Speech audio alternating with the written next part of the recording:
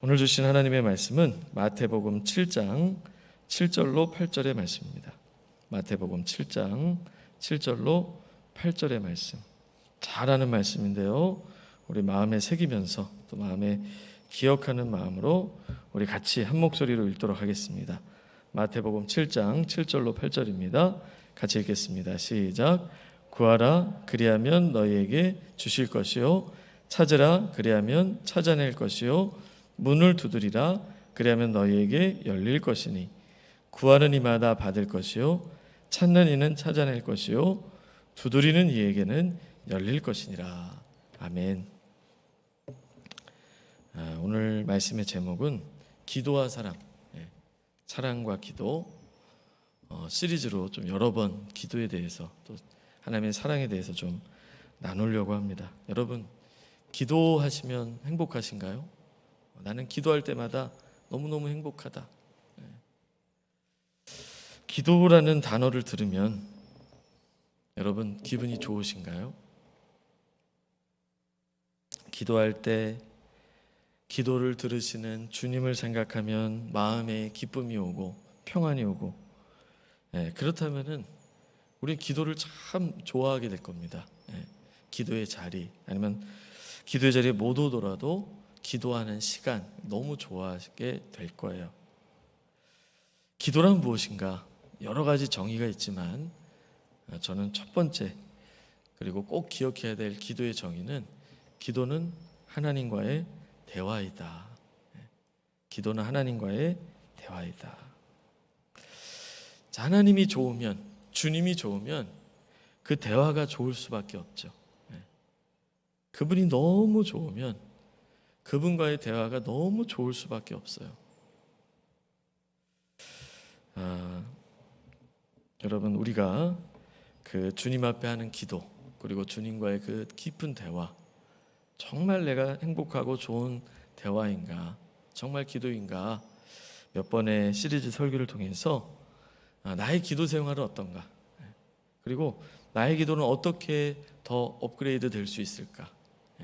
기도가 늘 똑같은 분이 있어요. 그러나 기도도 계속 바뀝니다.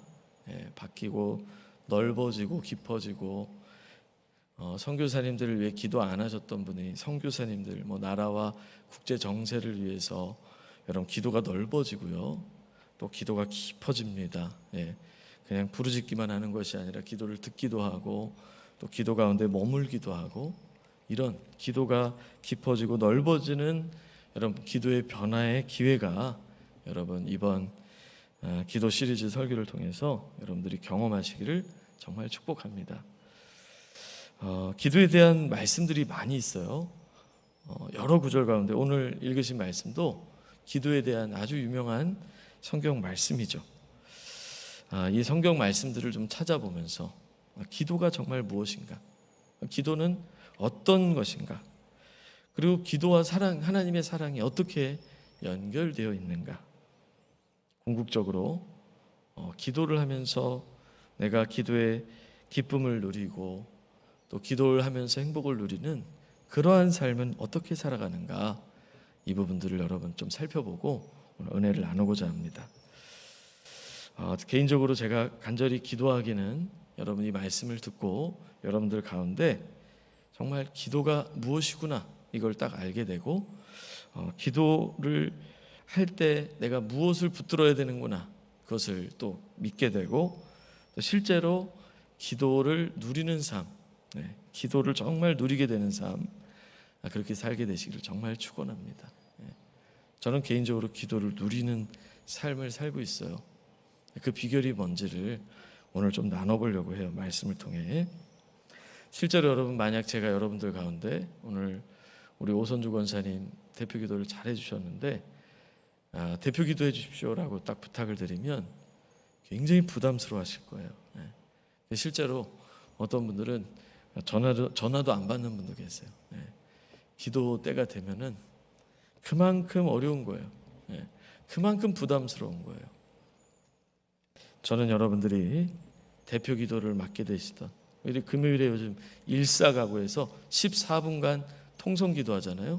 그런 통성기도를 하시던 어려운 일을 앞두고 기도하시던 아니면 일상 속에 정말 어떻게 기도하시던 정말 기도가 무엇이고 어떻게 하면 기도가 나에게 유익이 되고 행복한 일인지를 정말 깨닫고 누리시는 그런 은혜가 임하시기를 간절히 축복합니다. 우리 기도가 참 편안해져야 돼요. 먼저 기도하면 살펴볼 것이 있죠. 첫 번째로 기도하는 대상이 누구냐, 우리가 기도를 드리는 대상이 누구냐, 이걸 먼저 봐야 됩니다. 첫 번째는 그거예요. 여러분, 우리가 누구에게 기도하죠? 누구에게 기도합니까? 하나님께 기도하죠. 목사님, 이거 당연히 아는 건데요, 이게 너무너무 중요해요. 내가 기도하는 대상이 누구시냐, 그리고 그 대상에게 뭐 하는 거예요? 기도 제목을 말하는 거죠. 그분을 높이기도 하고 그분께 회개하기도 하고 또 그분께 간구하기도 하고, 먼저는 내가 기도하는 대상을 분명히 해야 돼요. 내가 기도드리는 대상이 누구시냐. 여러분, 주님께서 알려주셨죠? 그것이 무엇입니까? 주기도문이죠. 주기도문 마태복음 6장 9절로 13절에 보시면, 그러므로 너희는 이렇게 기도하라. 하늘에 계신 우리 아버지요. 그러니까 하나님의 이름을 부르는 거예요. 이게 시작이에요. 그리고 하나님을 높이고 또 하나님의 뜻이 이루어진 것까지 땅에서도 이루어지고 일용할 양식을 주시고 또 지은 죄를 사하여 주시고 시험에 들지 말게 하시고 악에서 구하옵소서, 이런 내용들이 이어지는 거예요. 처음에 뭐예요? 하늘에 계신 우리 아버지, 하나님을 부르는 거예요. 하나님을 부르면 그것이 기도의 시작인 거예요. 여러분, 하나님을 부르는 것, 다른 종교에서는 신을 부르는 거죠. 신의 이름을 불어요. 뭐 불교나 이슬람교나 어디서나 자기의 신을 불러요. 부르면 되나? 여러분, 성경에 열왕기상에 보면 바알 선지자 450명, 아세라 선지자 400명, 그리고 하나님을 믿는 엘리야 1명, 진짜 하나님이 누구냐? 기도해보고 불이 내리게 하시는 분이 하나님이시다, 이런 도전을 합니다. 그랬더니 바알 선지자들 450명이 이제 그 바알 신에게 기도를 하는 거예요. 막 부르짖고 뛰고 소리 지르고 막, 나중에는 안 되니까 막 자해를 합니다. 그래도 아무런 변화가 없어요. 엘리야는 하나님, 불을 내려 주옵소서. 갑자기 하늘에서 불이 내려서 제단에 불을 확 붙입니다. 여러분, 내가 소리를 질렀다고 그게 기도입니까? 내가 간절하게 했다고 기도인가요? 어떤 분은 그래요. 간절하게 했는데 응답이 안 되던데요. 여러분, 간절하게만 하면 다 응답됩니까? 여러분, 정말 내가 생명을 바쳐 때로는 막 희생하면서 기도를 하면 응답됩니까? 아닌 경우도 많던데요. 자기를 자해해도 바알 선지자 응답이 없던데요. 여러분, 우리가 부르짖는 자가, 우리가 간구하는 그분이 누구신지를 알고 그분께 기도해야 되는 거예요. 그냥 하나님, 예수님, 부처님, 성모 마리아, 영화에 보면 어떤 신이든 제발 도와주십시오, 이렇게 말하는 영화들도 나와요. 그게 아니에요. 내가 믿는 하나님이 도대체 어떤 분이신지를 알고 그분을 불러야 돼요. 그냥 부르는 게 아니에요. 하나님, 주문 외우듯이 저를 도와주세요, 지켜주세요, 응답해 주세요, 급합니다, 빨리 도와주세요, 빨리요, 이게 아니에요. 내가 기도하는 대상이 누구시냐. 여러분, 첫 번째로 그분은 보이지 않습니다. 보이지 않는 분이에요. 그런데 들으시는 분이에요. 꼭 기억하세요. 보이지 않네요. 그분은 영이시기 때문에. 그러나 들으셔요. 들으시는 분이라는 사실, 보이지는 않아요. 그러니까 우리가 보이지 않으니까 바로바로 응답이 안 되면 하나님 응답 안 하시는구나, 너무 쉽게 생각해. 왜? 우리는 다 보이는 세계에 사니까, 영을 가졌지만 육적인 세계에 사니까 또 보이는 것이 전부라고 생각해요. 그래서 어려운 일이 있으면 하나님 날 사랑하지 않으시나? 누가 뭐 잘 되면 하나님이 사랑하시나 보다, 이렇게 세상적인 생각을 해요. 똑같이. 돈을 많이 벌면 복 받은 것이고 돈을 못 벌면 복 못 받은 것이고, 이렇게 세상이 말하는 것과 똑같이. 그렇지가 않아요. 우리는 영적인 눈이 열려야 돼요. 주님은요, 보이지 않는 분, 심지어 보이지 않지만 이곳에 지금 계시는 분이에요. 자, 지금 이곳에 계신 분께 우리가 기도하는데요, 그분이 우리를 어떻게 우리의 기도를 들으시냐면 우리를 너무너무 사랑스럽게 바라보고 계세요. 하나님은 보이지 않는 분일 뿐만 아니라 우리를 너무너무 사랑하시는 분이에요. 여러분, 콩으로 메주를 쓰잖아요. 콩으로 메주를 씁니다. 그래도 믿지 못한다는 말, 속담이 있죠. 제가 하나님이 여러분들을 사랑하신다고 말해도 믿지 못하는 분이 계세요. 여러분, 아는 것과 믿는 것은 완전히 달라요. 어린아이들 보세요. 내일 소풍 간다 그러면 언제부터 기분 좋아요? 오늘부터 기분이 좋아요. 이게 진짜 믿는 아이, 믿는 거예요. 하나님이 나를 사랑하신다, 진짜 믿잖아요. 그 자체로도 행복해요. 야, 사랑하시는 게 뭐요? 뭐 그거 누가 안 믿나요?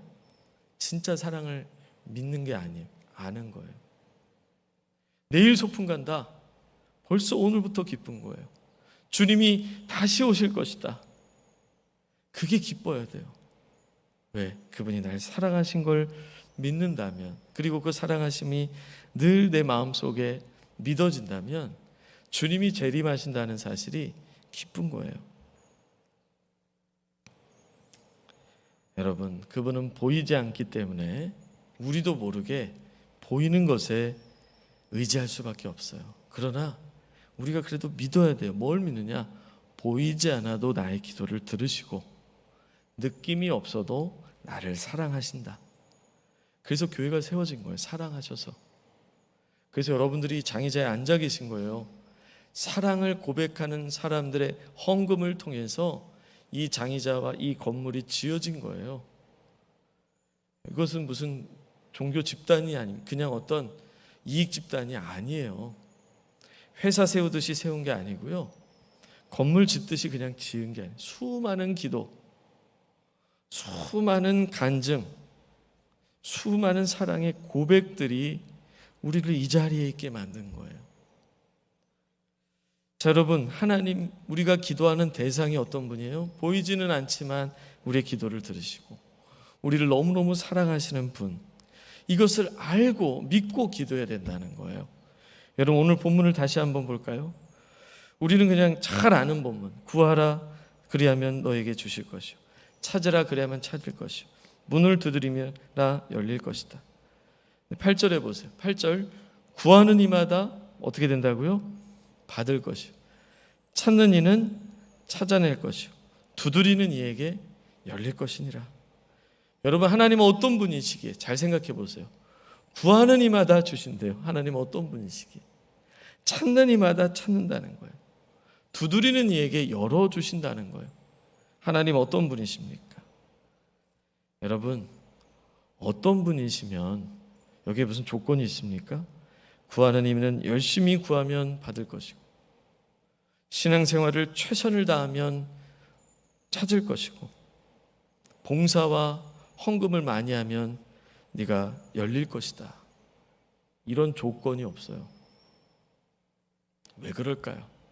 왜 조건 없이 이런 약속을 주실까요? 정말 이게 진짜로 믿는다면 여러분, 기도 제목들을요, 고민할 것도 없어요. 아, 목사님 이런 고민이 있어요. 말할 것도 없어요. 그냥 주님께 말씀하시면 돼요. 진짜 믿는다면. 그런데 왜 진짜 믿지 못합니까? 조건이 없어서 믿지 못해요. 조건이 없어서. 왜요? 우리는 조건 없는 세상에 살아본 적이 없어요. 여러분들이 어떤 회사에 들어가서 실패하고 계속 문제를 일으키면 그 회사가 우리를 받아줍니까? 그런데 그런 분이 계세요. 우리 주님이시 그러십니다. 예수님을 배반했을 뿐만 아니라 저주까지 했지만 정죄하지 않고 받아주셨습니다. 심지어 예수 믿는 사람을 박해한 사도 바울을 품어주셨어요. 여러분, 이런 경험을 해보셨나요? 예수님 안에서 이 경험을 하셔야 돼요. 우리가 믿는 하나님은 어떤 분이시냐? 우리가 믿는 하나님은 그런 분이세요. 제가 콩으로 매주를 쓴다고 말씀을 드려도 표정을 보니까 아는데요, 뭐 어쩌라고요. 이런 표정이에요. 안타까워요. 왜냐하면 그것을 너무 쉽게 들었어요. 그냥 듣고 넘어가 버렸어요. 너무 쉽게. 어마어마한 일인데 너무 쉽게, 그리고 아무것도 아닌 것처럼 너무 쉽게 찬양했어요. 너무너무 익숙하게 예배드렸어요. 그러니까 하나님이 이 세상을 창조하신 하나님이 피조물인 인간을 사랑하셔서 생명을 주셨다, 하나밖에 없는 아들의 생명을 주셨다 하여도 그것이 내 안에 울림이 되지 않고 내 안에 충격이 되지 않아요. 어느 순간 전하는 이나 듣는 이나 너무너무 이것을 너무 가볍게 당연한 일인 것처럼, 세상에 없는 일이에요. 이것은 한 번도 들어본 적이 없는 일이에요. 여러분들이 누굴 사랑해서, 그것도 원수 같은 사람에게 여러분 아들을 줄 수 있습니까? 딸을 줄 수 있습니까? 하나님 어떤 분이실까요? 여러분, 십자가에 못 박히신 예수님은 우리를 얼마나 사랑하시면 막 창을 찌르고 침을 뱉고 채찍질을 하고 다들 막 욕을 하는데 거기서 이렇게 기도하십니다. 하나님, 저들이 이것을 몰라서 그렇습니다. 저들을 용서해 주십시오. 이런 주님을 만나셔야 돼요. 우리가 찬양하는 예수님은요, 뭐 잘하는 거 봐서 종교 생활을 하시면 안 돼요. 우리 스스로 그렇게 생각하시면 안 돼요. 여러분, 이렇게 예배 드렸기 때문에 하나님이 플러스 1점, 나중에 천국이 보장돼 있다, 그런 거 전혀 상관없어요. 하나님은 전 세계 수많은 사람들의 예배를 엄청나게 받아요. 그러나 주님 이렇게 말해요. 너희가 많은 제사보다 나는 인애를 원한다, 사랑을 원한다는 거예요. 로봇처럼 순종시키는 게 목적이 아니에요. 여러분, 무섭게 하면 다 순종할 수 있어요. 군사 독재 앞에 다 순종할 수 있어요. 일제치하 앞에 신사참배할 수 있어요. 두렵게 하고 가족들을 죽인다고 그러고. 하나님도 그렇게 하실 수 있어요. 근데 그런 분이 아니에요. 사랑을 주시고 사랑을 베풀고 은혜를 주시고 그것을 감동케 하시는 분이세요. 그때 우리의 마음을 열어요. 마음을 열고 하나님의 사랑을 고백하기 시작해요. 사랑의 교제를 원하시는 거예요. 우리에게 조건이 없어요. 우리가 잘한다고 하나님께 득되는 게 없어요. 욥기를 보세요. 우리가 죄를 졌다고 하나님께 피해가는 게 없어요. 여러분들이 누군가를 죽였다고 해서, 아프게 했다고 해서 하나님 피해가는 게 없어요. 그런데 마치 우리는 어떻게 생각해요? 내가 신앙생활 잘하면 하나님께 보탬이 되고, 내가 잘못하면 피해가 가기 때문에 아이고 무서워서 신앙생활 잘해야지, 복 받기 위해서 신앙생활 열심히 해야지, 그 정도 생각만 하고 있단 말이에요. 그래서 하나님과의 관계가 깊어지지 않아요.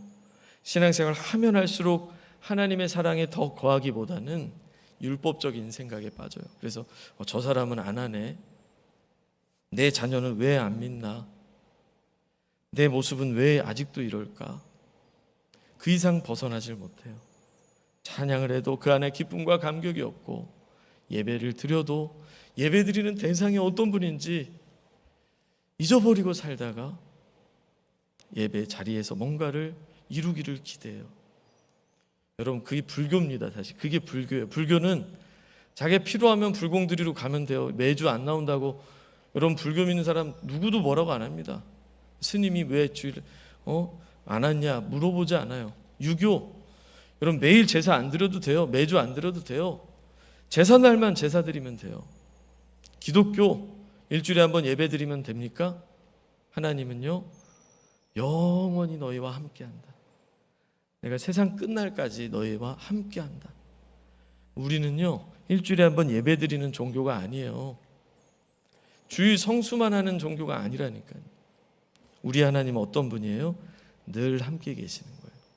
그래서 그분과 동행하고 그분의 사랑을 늘 받고 누리는 삶, 이 삶이 내 삶에 있어야 이것이 진짜 신앙생활이에요. 그럼 주일은 뭡니까? 그 사랑을 받은 자가 그 사랑을 마음껏 고백하고 싶은 거예요. 그래서 일주일에 한 번 쉬는 날 함께 우리 찬양합시다. 함께 주의 말씀에 마음을 모읍시다. 그런 거예요. 그냥 꼭 나오세요. 회원가입했으니까 회비 내시고 빠지면 안 돼요.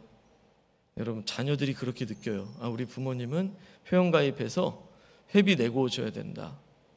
농담 같지만 진짜 그렇게 느껴요. 그래서 내가 성인이 되면 나는 교회 안 간다. 내가 어렸을 때는 부모님께 혼날까 봐 교회 가지만 이제 성인이 되면 교회 안 간다. 여러분, 주변에 보세요. 여러분, 어떤 자녀들이 교회에 끝까지 잘 나오고 있습니까? 여러분, 그것이 문제라는 게 아니에요. 우리 자신을 보자는 거예요. 나의 신앙생활이 정말 하나님을 분명히 알고 있는가? 그 하나님의 사랑을 알고 있는가? 그것이 뭔가 막혀 있는데도 괜찮은 것처럼 신앙생활을 계속하고 있지 않은가?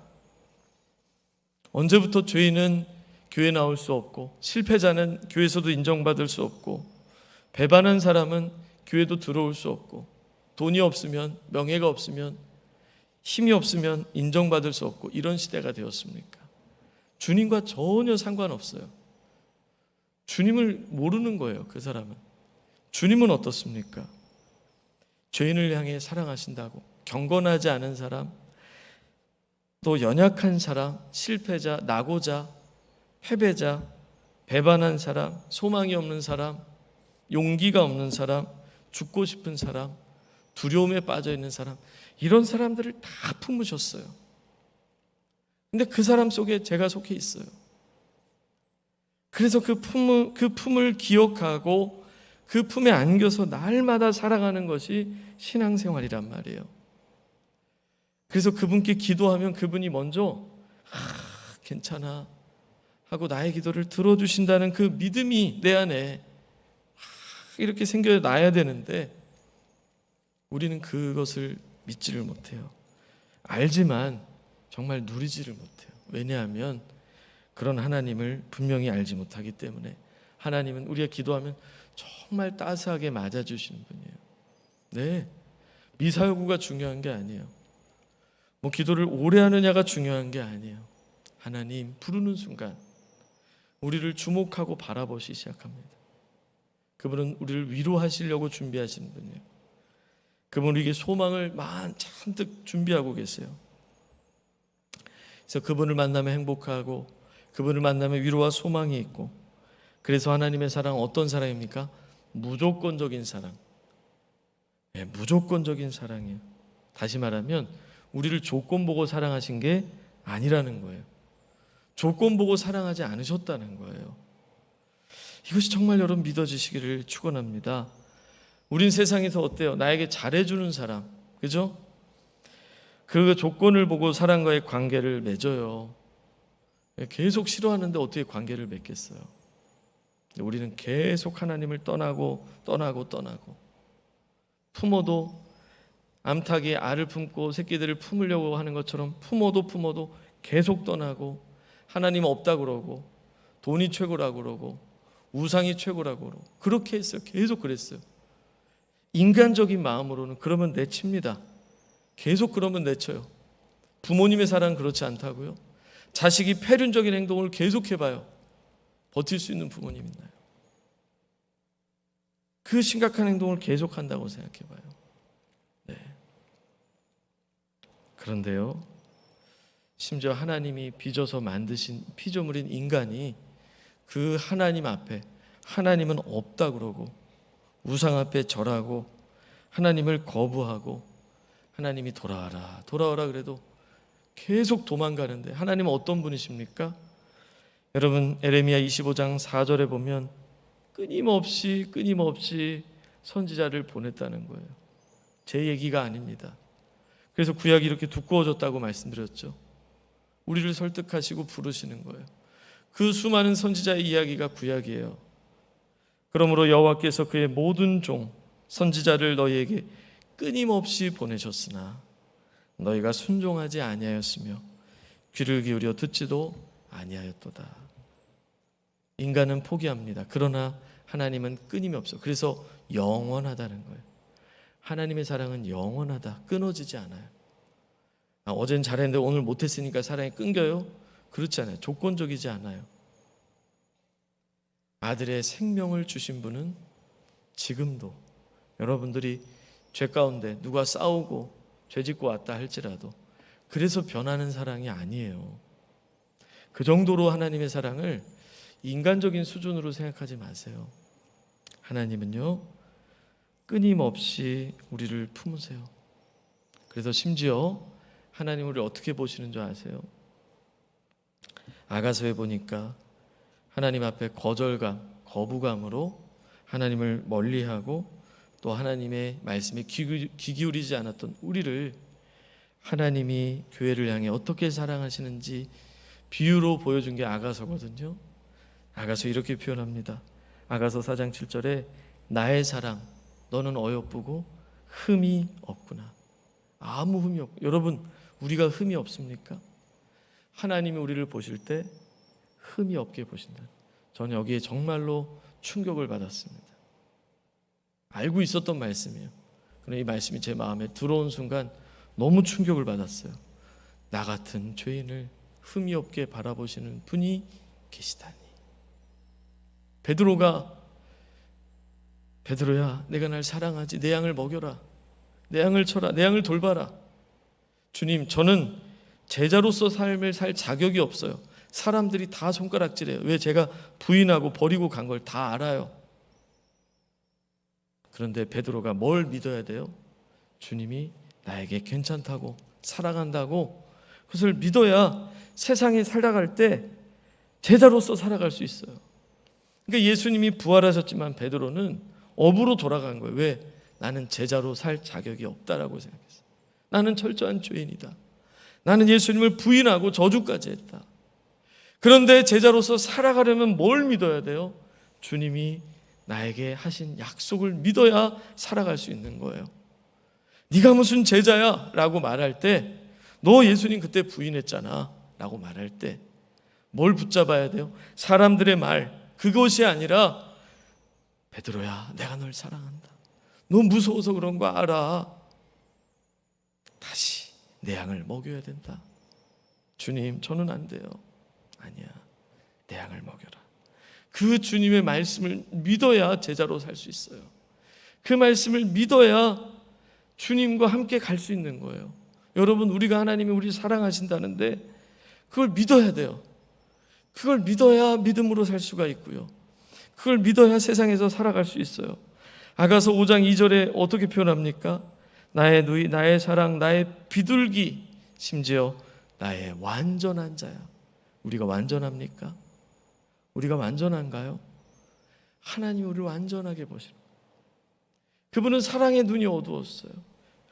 우리를 얼마나 사랑하시는지. 어떤 신이 우리를 그렇게 사랑합니까? 조건이 있어요. 다 하루에 5번 기도해야 돼요. 이슬람교는요. 하던 일을 하다가 멈추고 기도해야 돼요. 여러분, 정성이 부족하다, 불공을 들여라, 돈을 더 내라. 여러분, 불교는 그래요. 정성이 부족하다고 그래요. 정성이 부족합니까? 과부의 2렙돈, 정말 1,000원도 안 되는 그 금액이 주님은 가장 큰 헌금이다. 여러분, 그런 하나님이 계십니까? 그런 신을 들어보셨어요? 우리가 믿는 하나님, 우리가 기도하는 그분이 어떤 분이냐는 거예요. 그분을 분명히 아셔야 돼요. 우리를 도대체 얼마나 사랑하시기에. 그래서 사도 바울은 간절히 무릎을 꿇고 기도한 기도 제목이 있습니다. 그것이 에베소서 3장 18절로 19절입니다. 능히 모든 성도와 함께 지식에 넘치는 그리스도의 사랑을 우리가 알고 그 너비와 길이와 높이와 깊이가 어떠함을 깨달아 그 모든 충만하신 것으로 너에게 충만하게 하시기를 구하노라. 여러분, 그 사랑을 깊이 묵상하셔야 돼요. 그 날마다 생각하셔야 돼요. 주일만 와서 생각하는 게 아닙니다.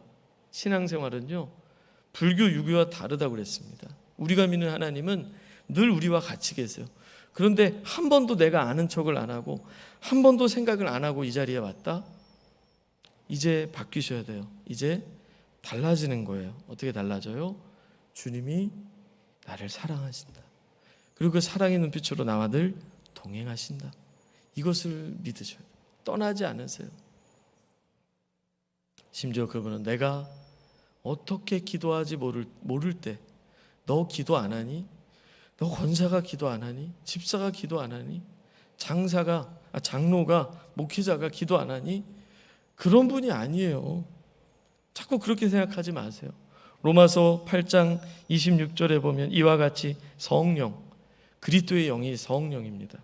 그분의 영이 우리의 연약함을 도우시나니 우리는 마땅히 기도할 바를 알지 못하나 오직 성령이 말할 수 없는 탄식으로 우리를 위해 친히 기도하시느니라. 기도 못했다고 뭐라는 분이 아니에요. 나를 위해 친히 기도하세요. 마음을 살피시는 이가 성령의 생각을 아시나니 이는 성령이 하나님의 뜻대로 성도를 위해 간구하십니다. 하나님의 뜻대로 기도해 주시는 분이 계시다는 거예요. 심지어 예수님이 그렇게 말씀하셨어요. 로마서 8장 34절에 보면 누가 정죄하리요? 죽으실 뿐 아니라, 여러분 우리를 위해 죽으실 뿐 아니라 다시 살아나시니, 그래서 지금 우리와 함께 계시는 거예요. 내가 고아처럼 너희를 홀로 버려두지 않고 너에게 오겠다. 그래서 마가 다락방에 성령이 임하신 것이고 믿는 자 안에 성령이 거하시는 거예요. 그런데 그분이 뭐라고 하셨습니까? 그분은 예수 그리스도시니, 그리스도 예수시니 그는 하나님 우편에 계신 자요 우리를 위하여 간구하시는 자시니라. 우리를 위해 중보하시고 계시는 분이 계시다는 거예요. 그렇게 기도하시는 분, 우리가 기도할 바를 모를 때 우리를 위해 친히 안타까운 마음으로 탄식하며 기도하시는 분이 내가 기도할 때 안 들으시겠어요? 내가 기도할 때 내 기도는 안 들으시나 봐. 여러분 정말 오해하시는 거예요. 하나님은 어떤 분이십니까? 분명히 아셔야 돼요. 그분은 나를 너무너무 사랑하시는 분이세요. 그래서 다 주겠다는 거예요. 구하는 이마다 주실 것이고 찾는 일은 찾을 것이고 문 두드리는 일이 열릴 것이고. 왜 그렇다는 거예요? 너무너무 사랑하시니까 다 주고 싶으신 거예요. 다 해주고 싶으신 거예요. 그 마음이라는 거예요. 그런 사람이 없어요. 그런 신이 없어요. 그런 인생이 없어요. 그럴 능력도 없고요. 그런데 우리 하나님은 그렇게 하신다는 거예요. 이것을 여러분 기억하셔야 돼요. 두 번째로 우리 하나님은 인격적인 하나님. 여러분 우리는 이거 주세요 하고 기도하잖아요. 그럼 이게 응답이 안 됐다고 말합니다. 그런데 여러분 하나님은 이 응답에도 관심이 있지만 우리 자신에게도 관심이 있어요. 어린아이가 밖에 나가서 다쳤습니다. 막 피가 나요. 근데 집에 왔어요. 배가 고파요. 엄마 밥 줘요. 근데 막 못에 걸려서 넘어졌다는 거예요. 그래서 다쳤다는 거예요. 여러분 못에 녹슨 못 이런 데 찔리면 어떻게 돼요? 파상풍 걸릴 수 있죠. 그래서 피가 막 나는데 밥 달라고 했으니까 밥만 주세요 라고 아이가 말한다면 그 어머니는 어떻게 대답할까요? 그래, 네가 밥을 달라고 했으니까 밥만 줄게. 네가 다친 거는 나는 관심이 없다. 이런 어머니가 있습니까? 이런 부모님이 있나요? 우리가 하나님 앞에 기도할 때 하나님 이것만 응답하시면 돼요. 근데 하나님 뭐가 관심 있어요? 네가 어떤 부분에 영적으로 넘어졌는지, 네가 왜 지금 기도가 안 되는지, 왜 지금 아파하고 있는지, 너희 자녀가 지금 어떤 어려움이, 너희 남편이, 너희 아내가 어떤 좌절 속에 있는지를 주님은 다 보고 계시는 거예요. 그것을 말해주고 싶은 거예요. 그것을 들려주고 싶은 거예요. 그런데 우리는 어떻게 합니까? 기도하고 이것만 응답하시면 돼요. 다른 거는 신경 쓰지 마세요. 마치 자판기에 동전을 넣고 버튼을 누르고 음료수 나오면 그것을 받고 휙 뒤돌아서 가는 것처럼 우리가 그렇게 기도를 하고 있다는 거예요. 여러분 기억하세요. 우리가 아버지 앞에 나오면, 우리가 예배 자리에 나오면 딱 앉아서 1시간 예배 드리고 가는 거, 그것만이 아니라 주님은 지금 이곳에서 많은 일들을 하고 계세요. 여러분들의 영혼을 소생시키시고 여러분들의 마음을 만지시고 여러분들의 심령에 하나님의 말씀을 새겨주고 계시고 위로하고 계시고 손잡아주고 계시고 붙들고 계시단 말이에요.